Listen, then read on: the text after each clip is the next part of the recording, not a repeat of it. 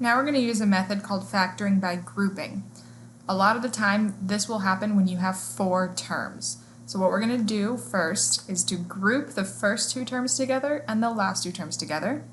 We're going to take a GCF out of each individual group, and then we'll factor out the common binomial. Okay, we've got 2x cubed plus 4x squared plus 4x plus 8. I'm going to group these based on their placement. So the first 2 are going to go together, the last 2 are going to go together.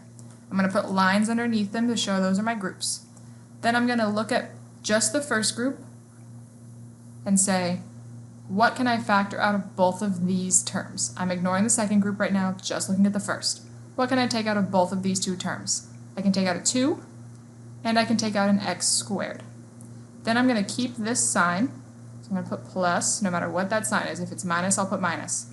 What can I take out of both of these 2 terms? I can take out a 4. So my first factor is 2x squared plus 4, the things that I took out of each group. My second factor, I'm going to look at one of my groups, it doesn't matter which one, and I'm going to divide each term by my GCF. So I've got 4x divided by 4, which is just x, and 8 divided by 4, which is 2. And if you need to check to make sure you're getting it right, look at the other group. We've got 2x cubed divided by 2x squared, that's just x. 4x squared divided by 2x squared, that's just 2. So we know we got it right. Those are our factors. Let's look at a couple more. Grouping together, I can take, from the first group, I can take out an x squared, keeping that sign. From the second group, I can take out 1. These, the only thing they have in common is 1. So my first factor is x squared plus 1. Then when I divide, x divided by 1 is x. 1 divided by 1 is 1. If you want to check your work, x cubed divided by x squared is x. X squared divided by x squared is 1. There's our factored form.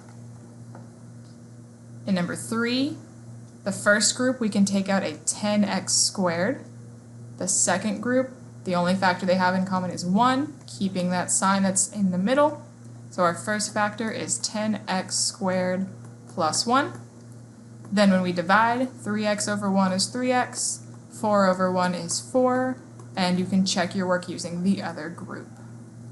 I like using the last one better because generally the exponents are a lot smaller.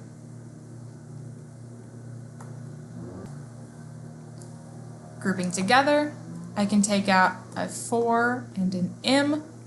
From the second group, I can take out just a 7. So I'm going to take the sign that's in front of the 28, keep that, and take out my 7. So my first factor is 4m plus 7. Then when I divide, 28n over 7 is 4n. So negative 7m over 7 is negative m. And you can check your work with the other group. From the first group, I can take out 6x. From the second group, I can just take out a 4.